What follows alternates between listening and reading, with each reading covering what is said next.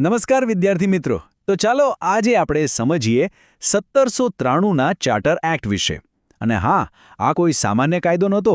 આ તો હતો ભારતમાં બ્રિટિશ શાસનના પાયાને એકદમ મજબૂત કરનારું એક બહુ જ મોટું પગલું.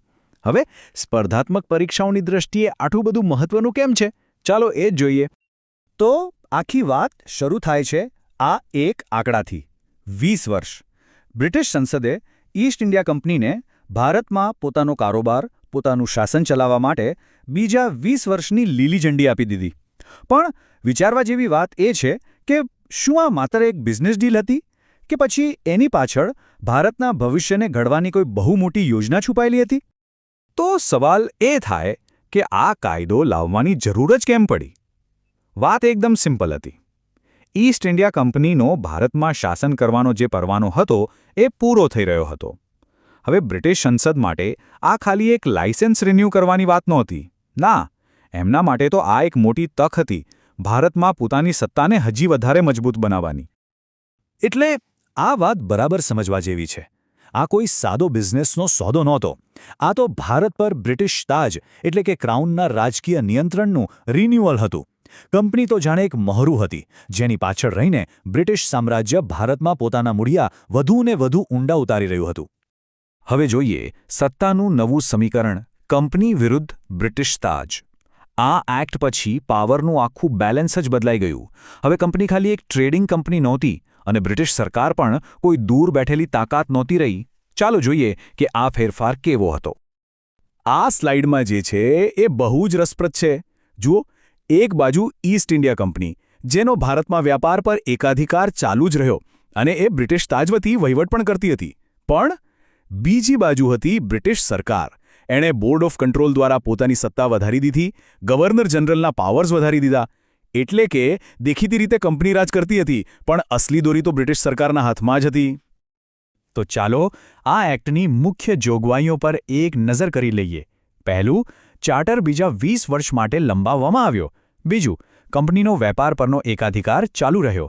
ત્રીજું, બોર્ડ ઓફ કંટ્રોલની શક્તિમાં વધારો થયો. અને ચોથું, ગવર્નર જનરલને પહેલા કરતાં પણ વધુ સત્તા આપવામાં આવી.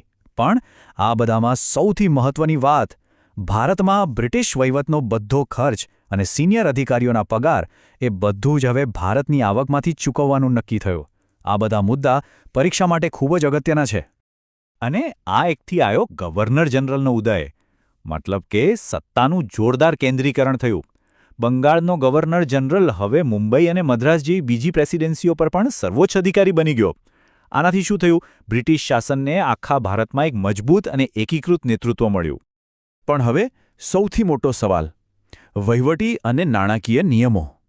આટલા મોટા સામ્રાજ્યને ચલાવવાનો ખર્ચ, એની કિંમત કોણ ચૂકવશે? શું લંડનમાં બેઠેલા બ્રિટિશ નાગરિકો કે પછી કોઈ બીજું? આ કાયદામાં આનો જવાબ બિલકુલ સ્પષ્ટ હતો. તો ફરી એ જ સવાલ, ભારતમાં બ્રિટિશ નિયંત્રણનો ખર્ચ કોણ ઉઠાવશે?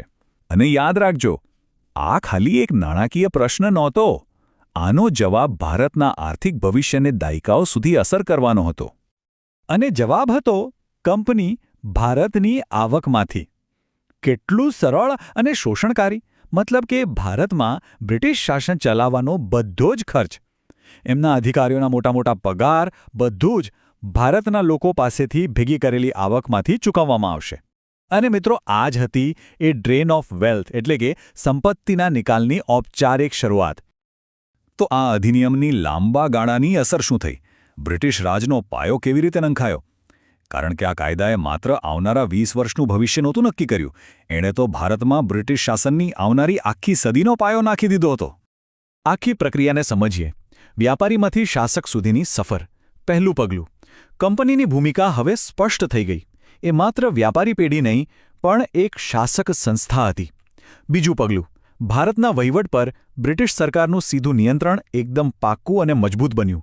અને ત્રીજું પગલું, આ એક્ટે ભવિષ્યના જે વધારે કડક કાયદાઓ હતા, જેમ કે 1813 અને 1833ના એક્ટ, એના માટે એક મજબૂત પાયો તૈયાર કરી દીધો.